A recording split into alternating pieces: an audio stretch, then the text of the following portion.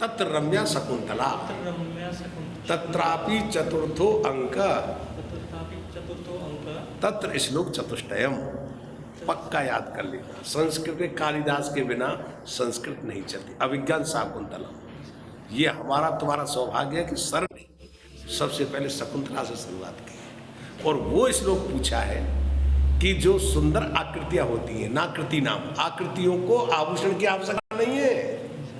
मधुराणाम, जब वलकल में वो फूल तोड़ती हुई शकुंतला को दिखाई देता है, उसका अनंत सौंदर्य को देख करके ये जो दुष्यंत है उसके मुंह से निकले हुए हैं, है नहीं?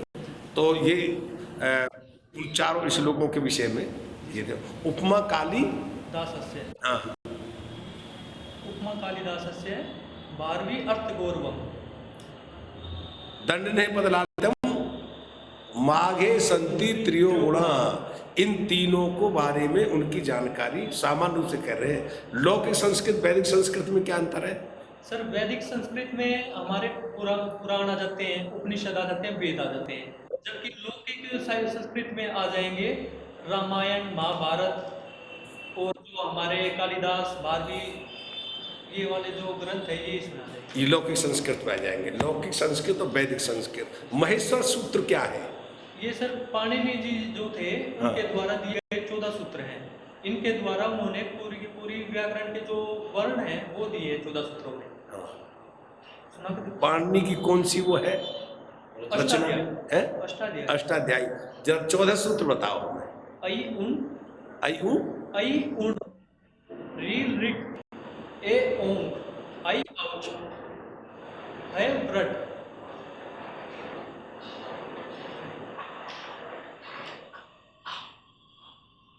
है व्रट, लन, जबै, घड़ दश, जब गढ़ दश, कपय, शशर हल। बीच में गड़बड़ कर, बीच में गड़बड़। इसको तो रट लो। आई उन्हें रिलरक ए ओंग अयौच है वरट लण यमगणनम जवय गणदस जब गणदस खापा चढ़ तब कपय ससर हल। ये 14 महेश्वर सूत्र है। ये पाणिनि की अष्टाध्यायी में इसी पर पूरा व्याकरण खड़ा हुआ है। 14 पिलर है, पिलर, इस पर पूरा व्याकरण खड़ा हुआ है। महेश्वर सूत्र याद होने। महेश्वर सूत्र क्यों कहते हैं इन्हें? ये सर कहा जाता है कि भगवान महेश्वर ने जब नृत्य किया था उसके बाद में ये डमरू बजाए थे तो 14 सूत्र वहां से निश्रित हुए हैं, निकले हुए हैं। देख लेना। संधि और समास में क्या अंतर है? संधि जो है सर वो वर्णों का, 2 वर्ण मिलके जो उनमें एक नया परिवर्तन आता है, हाँ, उसे संधि कहते हैं। हाँ। जबकि समास है वो समास में पदों में अंतर आता है, पदों के मिलने पे एक अंतर होता है। अच्छा, पद और शब्द में क्या अंतर है? पद में और शब्द में क्या अंतर है? पद, जो पद होता है, जो शब्द होता है वो नॉर्मली होगा, जैसे हम राम कहते हैं तो ये नॉर्मली नहीं को उसी बोलो संस्कृत हिंदी में। सर जो पद होगा, पद में हमारे संस्कृत में कहा जाता है अपदम न परियोजितम, यानी इसमें जो है तू अवजस आदि 21 प्रत्यय और टिप्तस जी आदि 18 प्रत्यय जब तक न लगे हो तब तक वो पद नहीं कहलाता। पद के लिए सुबंत तिगंतौ पदौ, संस्कार बोलो यार, सूत्र बोलिए, मतलब शुभ तिगंतम पदम, शुभ तिगंतम पदम। सुबंत और तिगंत यानी कि उससे लगे हुए को पद कहते हैं। 25 आदि शुभ तिगंतम पदम। पद और शब्द में मूल रूप से क्या अंतर है? तर सिंह जी पूछे तो, जो ये रोज पढ़ाते हैं, क्या है? पद में शब्द में पद शुभ तिगंत, पद का शब्द बन जाता है?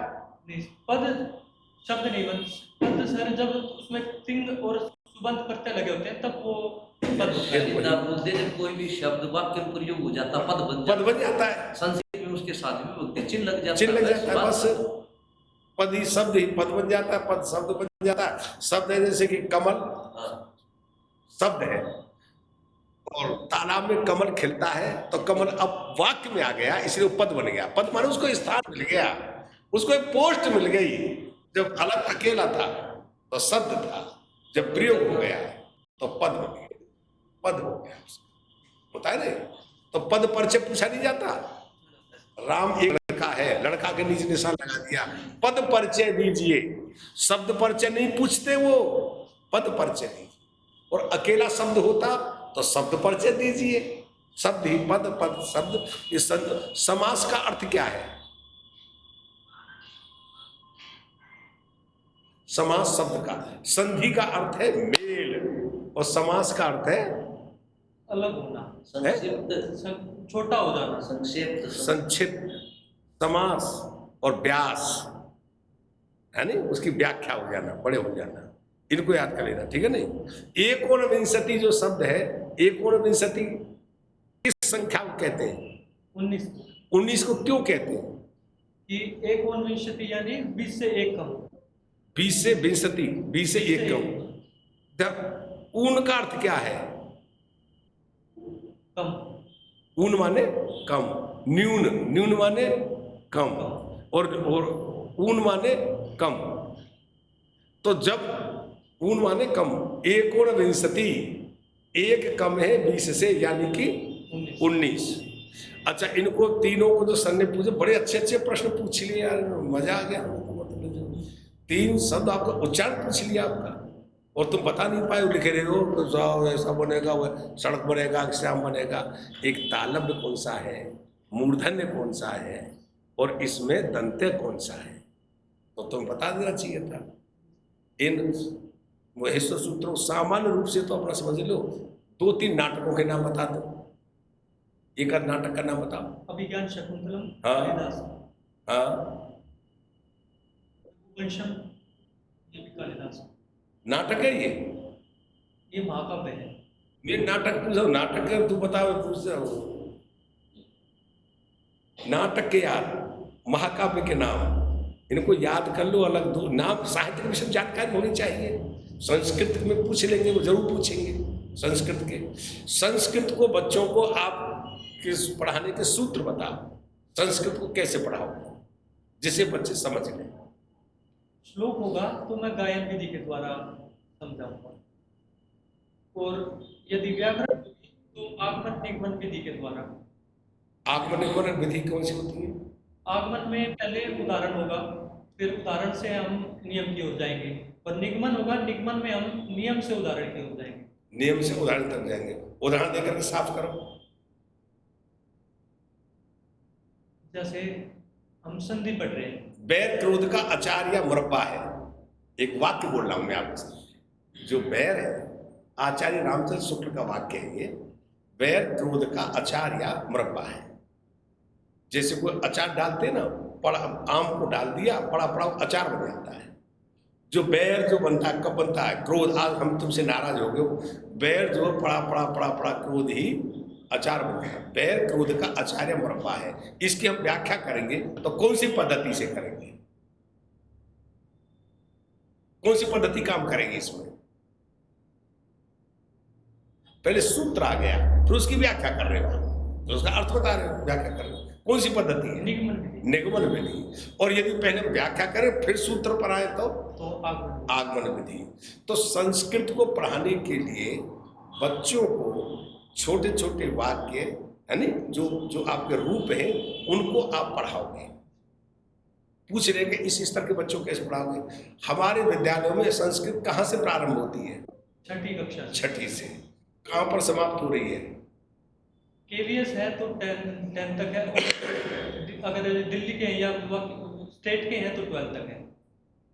12 तक तो नहीं है। स्कूल की बात कर रहा हूँ सर। स्कूल में हम बात- पूरी होता है।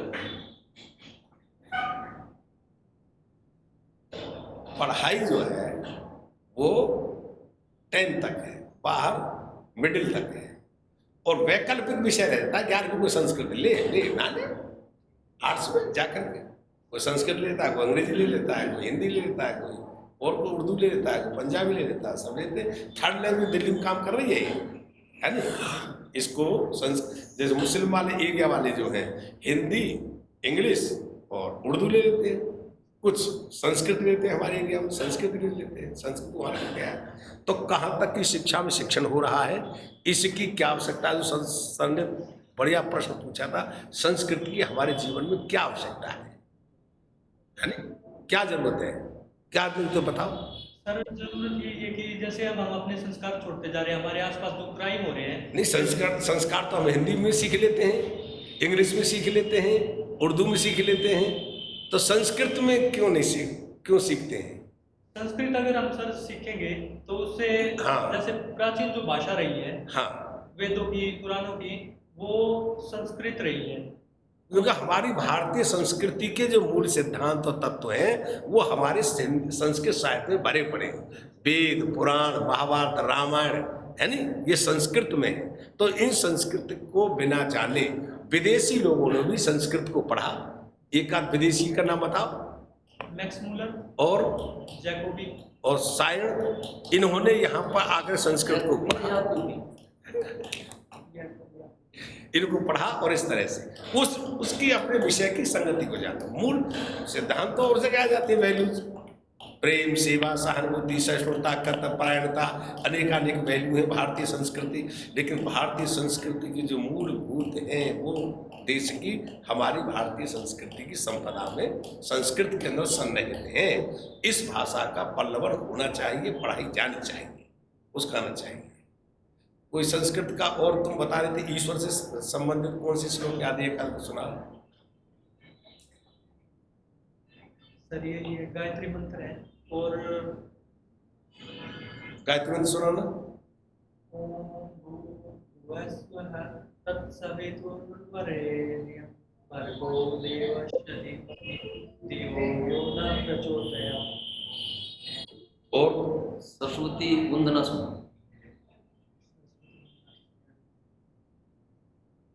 याद होनी चाहिए तुमको।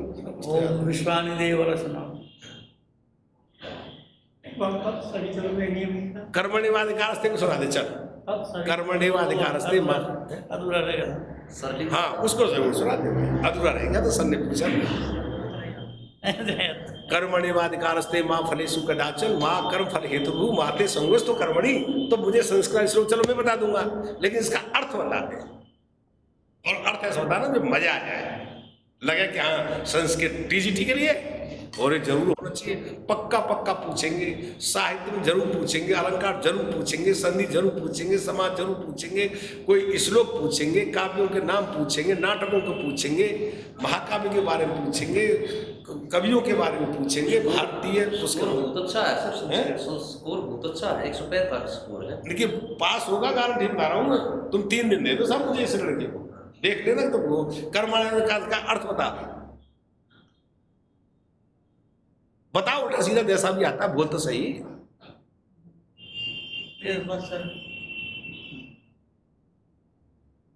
कर्मण्येवाधिकारस्ते माँ फलेषु कदाचन। इसका तो बड़ा सिंपल है यार। हाँ, इसमें भगवान श्री कृष्ण अर्जुन को कहते हैं, हाँ। हे अर्जुन तुम्हारा काम केवल कर्म करना है, हाँ, फल की चिंता करना नहीं है। तो अपनी फल की जो चिंता है उस चिंता को त्यागो और अपना कर्म पे ध्यान दो। तेने नाश कर दिया इस लोग के अर्थ का।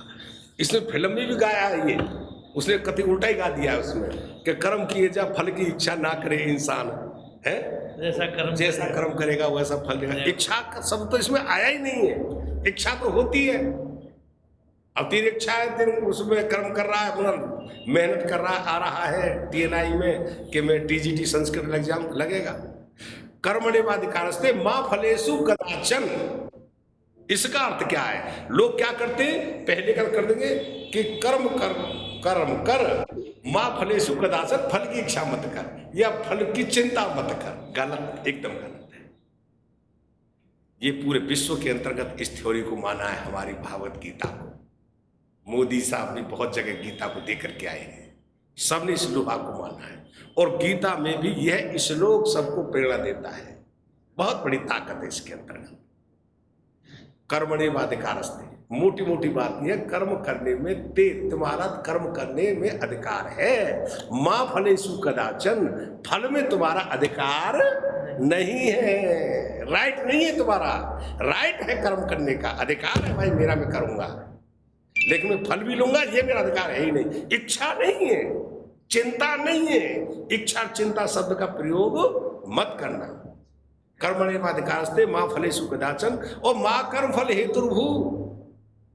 तो फिर यहां पर क्या बात आती है, जब मेरा फल में ही नहीं है अधिकार तो मैं कर्म क्यों करूं? जीव क्या सोचता है, कि कर्मण्येव अधिकारस्ते मां फलेषु कदाचन। जब मेरा फल में कोई राइट ही नहीं है, फल में मेरा कोई अधिकार ही नहीं है, फल मिले मिले ना मिले तो मैं कर्म करूंगा ही नहीं। तो अगले श्लोक में बता रहे हैं अर्जुन को श्री कृष्ण, मां कर्म फल हेतुर्भु, मां मत कर्म फल हेतुर्भु। कर्म फल के लिए हेतु, कर्म के हेतु के लिए, फल के लिए कर्म का हेतु नहीं है। मां कर्म फल हेतु और माते संगोस तो कर्मणि, इसलिए तू कर्म से असंग भी नहीं हो सकता। असंग माने अलग भी नहीं हो सकता, कर्म तो तुझे करना ही पड़ेगा।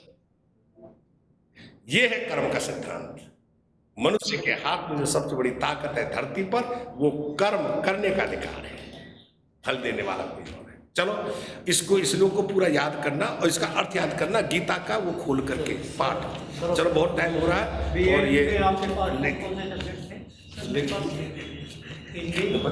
पास होगा ये सुनो, इनसे ज्यादा और कुछ भी नहीं, इसे समझ पर संस्कृत में बड़ा परफेक्ट हो, मूल चीजों को जहाज और वही इंटरव्यू ना, इसको थोड़ा सा घुमाना पड़ेगा। इतना भी करना है। अब तो ये पढ़ रहा है, अब क्षेत्र में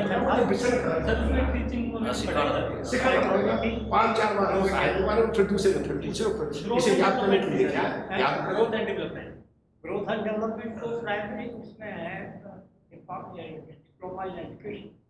बाकी ये लर्निंग थ्योरी वगैरह, वो छोरा जज वैसे है, कोई दिक्कत ना। लर्निंग थ्योरी वगैरह की संस्कृत के कार्य रहेगा, गेस्ट आर्ट, संस्कृत के वैसे ही तो मिला है। कम मिलेंगे इंस्ट्रक्शन हो जाएगा। ले लेते हैं, ले लेगा। संस्कृत की तो जरूरत है सर।